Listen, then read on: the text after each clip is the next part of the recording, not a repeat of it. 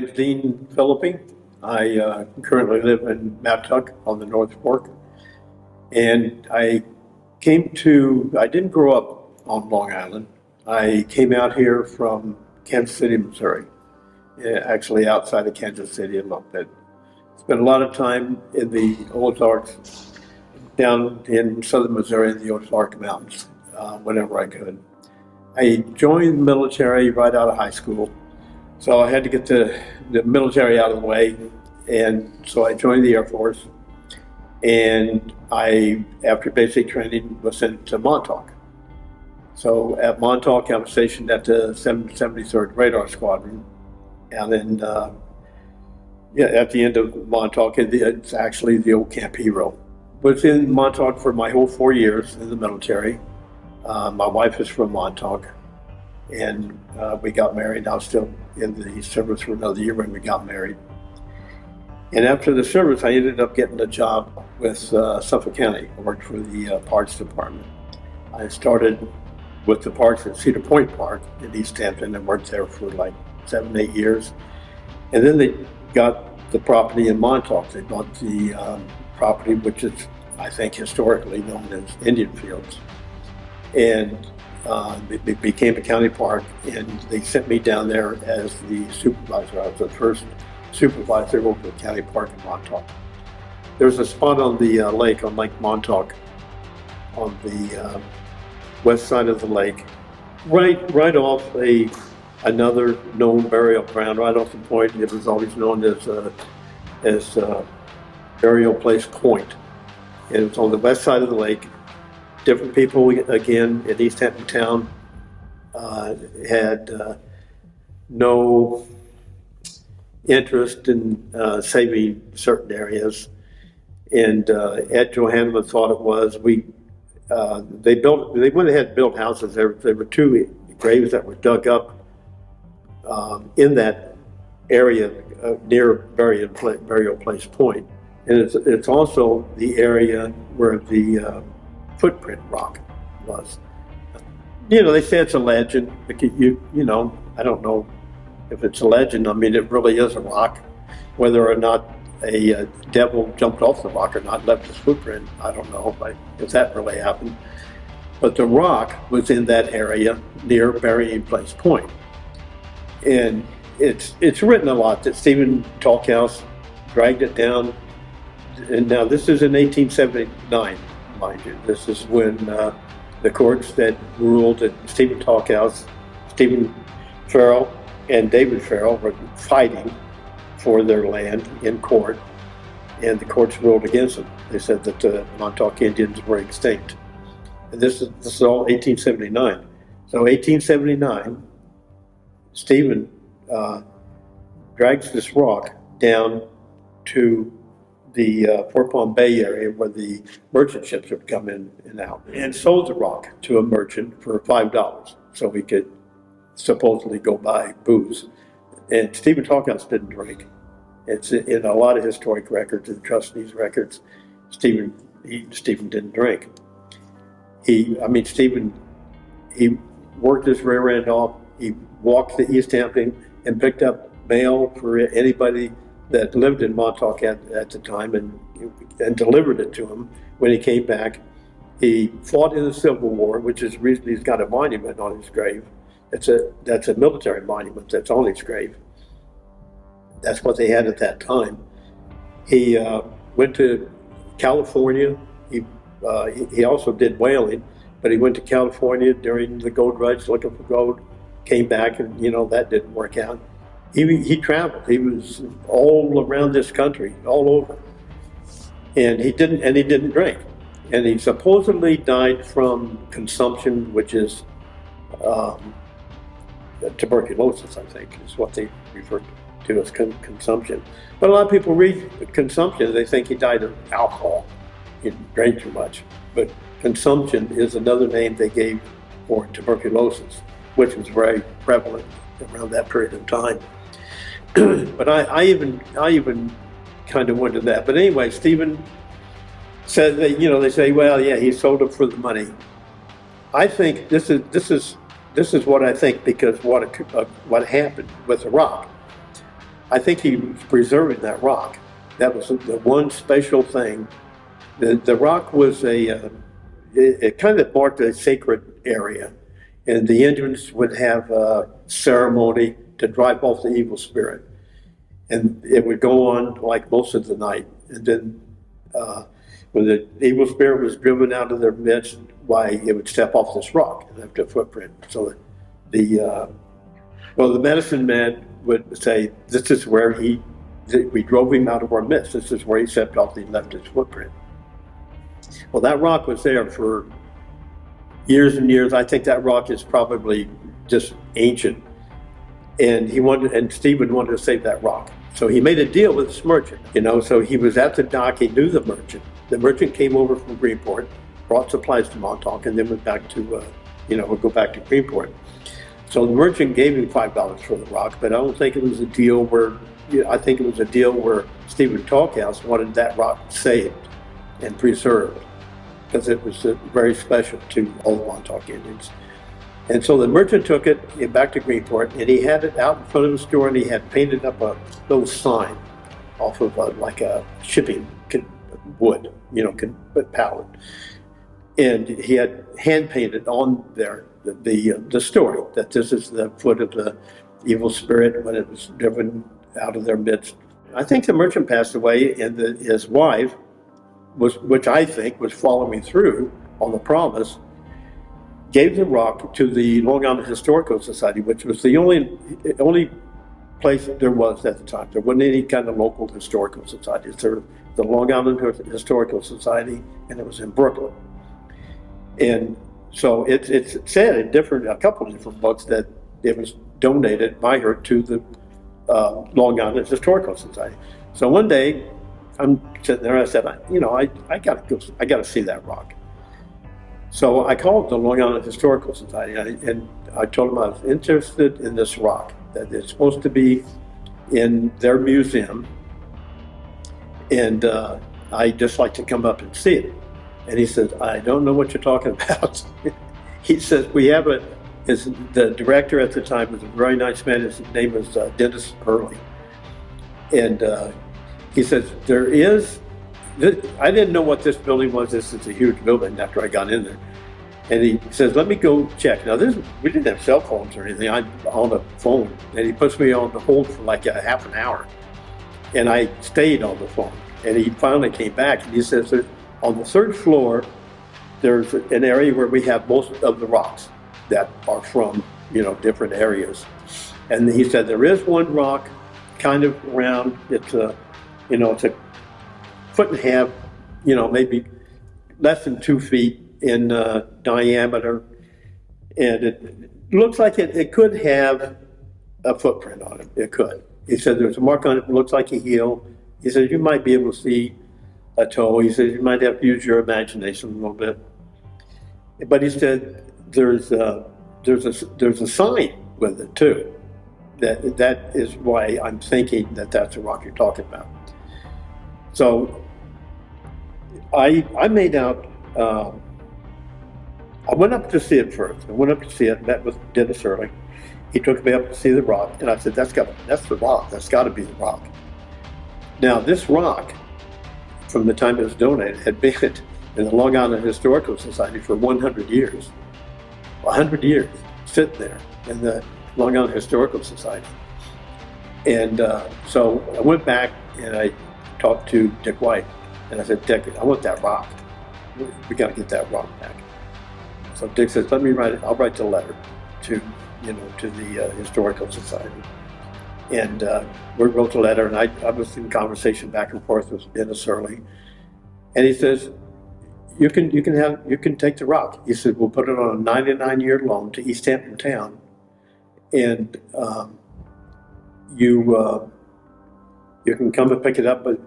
And this, so I went to pick the rock up, and we're up, and he put it on a dolly to take it downstairs on the elevator and stuff. And I said, well, what about the sign? He says, no, you can't have the sign. I said, I want the sign too. It was just a cool sign. And he liked the sign more than he liked the rock, or the history, or the legend of the rock. I said, okay. So they still have the sign, but he gave us the rock on loan. Now Now, we've had it for 50 years. We've had that footprint rock for 50 years. It's been in the second house in Montauk all the time. I went back there. I went back there like I hadn't been to Montauk in quite a few years. It was sitting on the hearth by the fireplace. I asked him, I said, the person that was sitting in the second house, I said, I just want to look at the rock. She said, yeah, what is that rock? I said, that's the rock that the devil left his footprint on when the Indians drove him out of their midst to drive him away. Just really? I said, yeah. So now they did a lot of work on second house, and now the rock is in the little Indian museum, which is really it's really privately owned.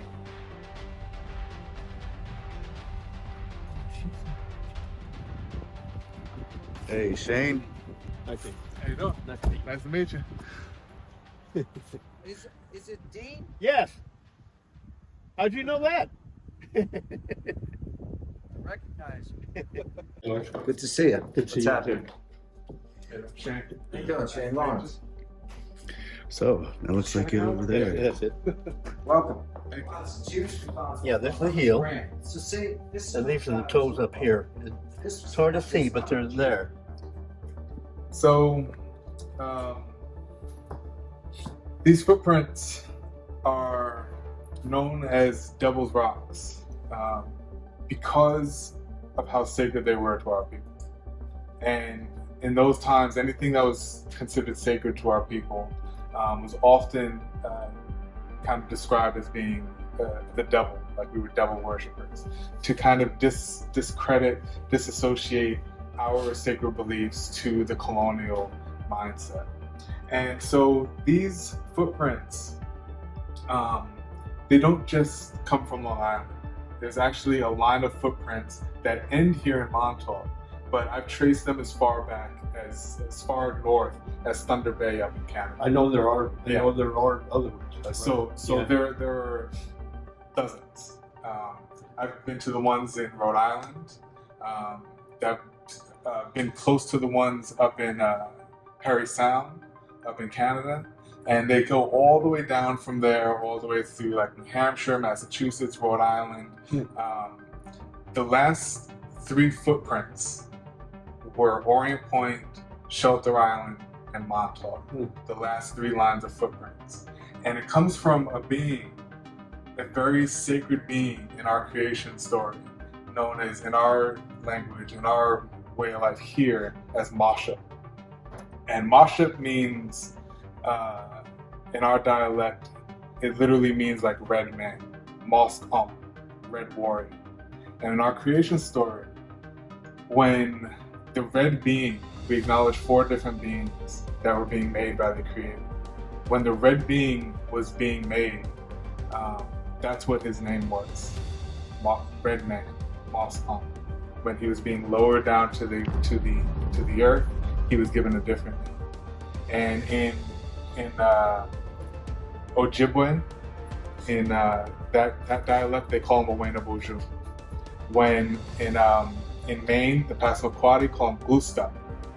And he was a figure all across Algonquin territories, all in the Northeast here. And he was attributed as the first red being on this planet that was lowered to this earth. And he was given the task of naming everything on Turtle Island, going around with his companion, the dog, and naming every single thing, everything, the lands, the animals, the trees, everything, the waters. And he lived with our people all across New England. There are many stories, New England, Maine, Canada, of him interacting with our people. Some stories attribute him as like a trickster, and what that signifies is the balance in life, the balance of humanity. But he was also a helper. He was also one who helped many people, and we attribute our whales. He's the one who first gave us whales, as is the story of Nantucket, the bloody cliffs in Nantucket, where Moshup would take the whales and smash them against the cliffs and give them to our people. And that's one of those stories. And it's said that he lived with our people. Some say almost right up to to colonization when the Europeans first came over here. And at some point, he decided he wanted to leave, but he promised that he would come back. He would come back at some point. And so he ran all the way down through our territories and jumped into the ocean here at Montauk. Huh. Wow. And it was said that he would come back one day, but you would never know what he would look like. So the Ojibwe out in the Great Lakes area, they greet each other, bonjour, bonjour. But the full statement was, "Are you Owena bonjour?" Because you never know what he would look like. So you always ask somebody, "Are you Owena bonjour? Are you Owena bonjour?" So these stones come from our direct descendant. This is from one of the most sacred beings in our creation stories. Wow, that's really interesting. Is what these footprints represent. And of course, through time, they've been, distorted. Of course. Right. So I've been looking for this stone for 7 years. Really? Yeah. I went to the Long Island. 40. I went to the Long Island Historical Museum. Did you? And they said they couldn't find any records of it. You're kidding. This is probably 5 or 6 years ago. Oh, really? And they couldn't. Wow, they were like, we have no idea. We can't Wow. find any records of it.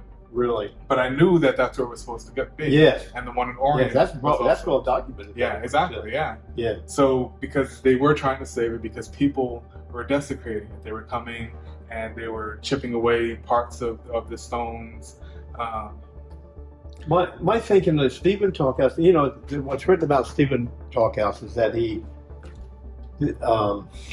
sold it for money so he could buy beer. Well, Stephen Talkhouse didn't drink. Yeah. First of all. And it had to be a merchant that I feel, anyway, this isn't written, but I feel it's a merchant that came to Montauk that he worked for. Yeah. He helped him for food, or probably not money, but for, whatever the merchant, which was Horton, wanted to give him. Right. And I don't know if it was actually Horton, but that's where the stone ended up on the North Fork anyway. But he wanted to save the rock. He had to take it from a long way. So where it is said in different historic accounts, it's kind of confusing, but it was over the hill close to Lake Montauk, Right. but on the west side of the lake, in an area where I think it is in an area that is close to a Indian cemetery, actually, Burying Place Point, and I think it was in that area. So he had to drag it or some kind of cart it a long ways to get it down to the areas where the merchant ship was. And I think they made a deal. I think they promised to preserve it and get it someplace and take care of it so it wouldn't be destroyed. And then it was a bad year. It was 1879. He died in 1879. Right. Sometimes I think, it says he died of consumption, which is tuberculosis. Right. And sometimes I wonder if he really did. Yeah. I kind of wonder if he, it was really back then. I mean, you never said anybody committed suicide. Right. It was just a terrible thing if somebody did that. But his whole existence on Montauk was ended. Yeah. They had to leave. Right. They had gone to court. Him and his brother were fighting in court. Yeah. To get the recognition to keep the land in Montauk. Exactly. And it didn't work out. They lost it. He had to leave his land. So it was really a bad year. And I think before he went, he wanted to make sure that was safe. Yeah. So it meant a lot to him, for sure. Yeah. Probably from the story you're telling. Yeah, absolutely. So this is, there's another one. The one on Shelter Island is still there in place as well. But the one in Oregon Point. Oh, wow. That's the one I found. That's the one that I knew I could go there and find, and it's there and it's safe.